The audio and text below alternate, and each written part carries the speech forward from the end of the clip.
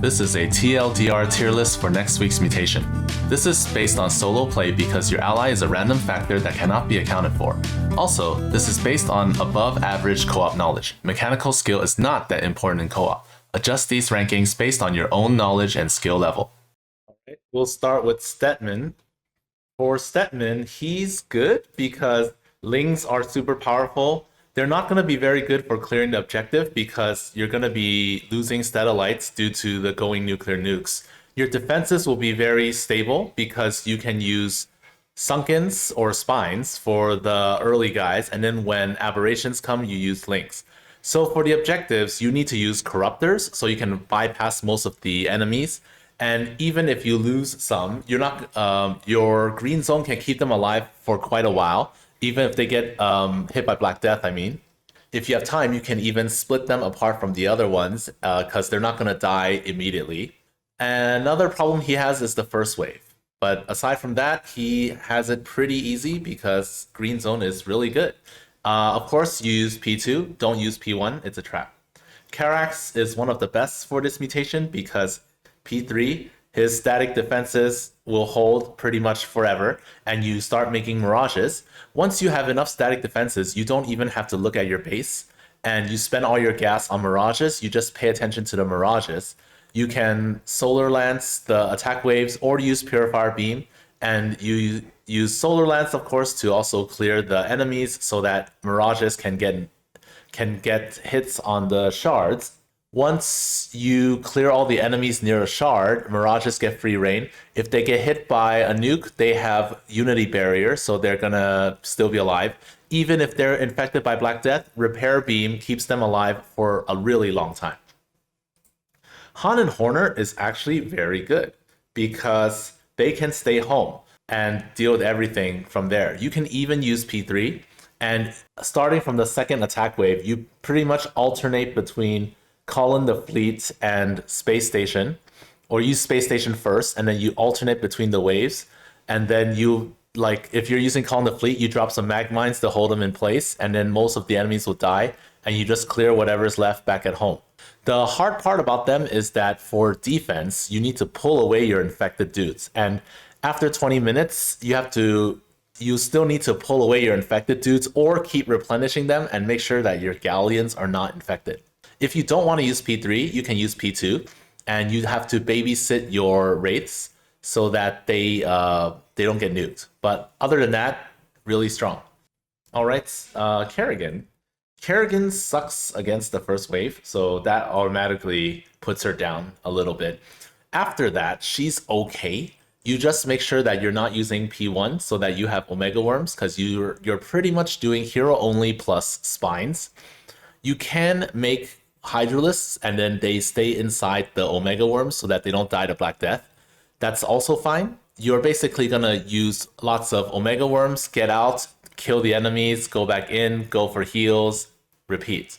It's a lot of work, but it's doable. And against an air comp, well, hopefully you just use your mobilization waves to clear those enemies. Otherwise, if you're using P3, you can also snap their necks. But yeah, she's all right. Artosis is fine, though he's actually good because you can use Unbound Fanatics for every single wave, so you're using P3. And then for defense, you spend all your minerals on cannons, and then for offense, you are using Tempest. He doesn't get S because you do have to pay attention to your Tempests, because if you're nuked, then you're screwed. But Tempests have really long range, so they pretty much will never get hit by Black Death. You do have to be careful about Mutalisks. Mutalisks, they get into, they have 3 range, so they get within Black Death range, and they can infect you. If you must get infected, just make sure only 1 Tempest gets infected and not 3. Allorak has a hard time killing the objective. He can stay at home pretty well, but then his offense is questionable. So you can use War Prisms, and if you have a War Prism, you can kill all the nearby things, and if you only see the shard, then the War Prism will deal all its damage on the shard, which is fine, except that if a nuke comes, you have to unsiege and then move away, which can be quite annoying. If you're using P3, which you can, your mothership auto attacks, which means that you also have to be aware of Mutalisks that can infect her. That's problematic. Defense is okay. Cannons are okay. And you can have Allorak also at home. But if Allorak gets infected, then you can, like, he's going to die. You can send him off to die before the next wave, and then he'll be back in time. If you're using him to fight off other guys, just make sure, like, there are supplicants holding position nearby so that he can just eat them instead of eating other things. And yeah, so the supplicants don't get infected either.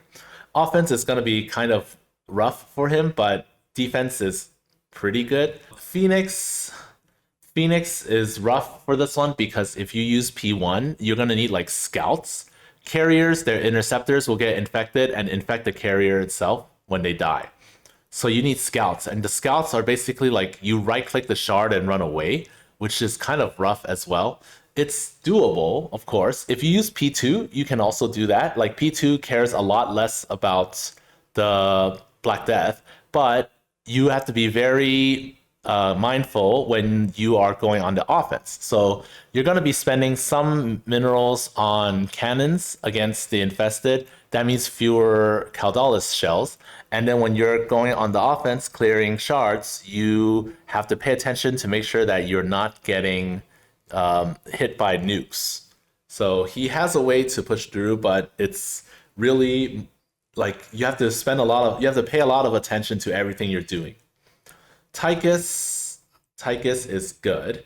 Tykus, if your dudes get infected, they cost 250 to revive. That's pretty much it. They don't even die immediately if they are infected. So yeah, later on, when the ranged infested come, you can actually just have Nux defend one side and a Sirius defends another. Tykus will go on offense along with Sam. So it's kind of a normal game, actually. And you can finish this pretty quickly. You do have to be careful, like if you are infected with Black Death as P2, you won't die, but if you get out of Lone Wolf range, like if you're too close, then you can die. And also, if the enemy sneezes on you when you have low HP, you will also die. But other than that, it's kind of normal. You just need a dude at each base. The Haka is good except for the last part, which you need to babysit your hosts. You have to make sure that your hosts cross the path to the ESO area before 20 minutes, because once aberrations come, it's really hard to move past. And in fact, you can like kill the bottom left shard in the third area, then move to the ESO island and just focus on shooting the shards instead of defense. You can even finish before 20 minutes. Before you focus solely on the host, you can put a bunch of primal worms everywhere. You only need 16 hosts. So once you have 16 hosts, stop making them. Spend your money on primal worms. Zeratul, his cannons don't care about Black Death. Zeratul himself can just hide inside a War Prism while you're waiting for the next fragment for the cooldown of the next fragment. And then for every wave, you have Legion. You can use Legion, you can use Abathur, you can project some cannons, and then for offense, you just project cannons. You don't care if the cannons get nuked because they are just projections. Vorazoon, oh man, Vorazoon is horrible for this one because Vorazoon, well, if you use P2, you don't have much offensive power. If you use P3, you need like a very special way to place like forward nexuses so that you don't die. Your dudes pretty much don't have a second life because once they revive, they'll die. So it's really tricky on how you deal with the offense. And if you're fighting Terran, you don't have to deal with detectors for a while. But if you're not fighting Terran, it's bad. You have to deal with detectors, and yeah, it's not great. So yeah, every time you black hole and you send in some Corsairs to kill their detector, you have to lose maybe all those Corsairs, or at least 3 of them, due to Black Death infections, or even more if there are more enemies with Black Death. So Vorazoon, really bad for this one. Swan is good. His only issue is you have to pay attention to his army to get to the last areas. If you don't want to use Wraiths, that is fine. I use Goliaths, and it turns out if you just nuke all the enemies near the shard, you can teleport, you can Herc teleport some Goliaths, and then go back inside to hide when a nuke comes. And you repeat until the enemy's dead. Stugov, I put Stugov pretty low because offense is really, really hard. Defense is fine, but offense is not only is it hard to do, it's also very ineffective. So for offense, you don't have much of an option except Banshees. And when you use Banshees, they suck. So you have to be clear all the anti-air around with Alexander stealing the air units first, and then going in with Banshees, killing like the ground units that can hit air, and then you can hit the shards. And you have to do that every time. Banshees don't kill shards quickly like Liberators do. Just it's like these guys but worse, because the offense at least it's not even strong, whereas their offense is at least like it's hard to do, but at least it's very effective. Nova is pretty good. The problem with Nova again is that you have to pay attention to your Liberators. The good thing is that if a nuke comes, you can unsiege and just move to another place and repeat. You really only need 4 Liberators. You use P3. P3, sabotage drone and nuke everything, and then you can airstrike the attack waves, clearing most things. Have tanks plus auto turrets for defense at home. You just need to make sure that your Liberators are in a safe spot when you deal with things at home. Abathur is also pretty good. I would use P1 and get Devourers. So once you have 7 Devourers with full biomass, you can actually just ignore the enemies attacking you because you'll drain so much that you won't die. However, getting to that point is pretty hard. So yeah, for defense, you spend all your minerals on spines, and that's it.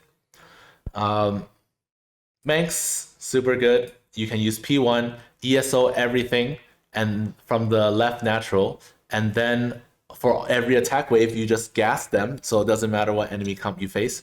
P1 or P3 is fine. If you use P3, you have nukes for the last area. If you use P1, you pretty much just gas every enemy, and once every enemy is gone, you can teleport 1 Pride of Augustgrad to deal with the shards, or you can drop some troopers and give them some weapons and kill the shards that way too.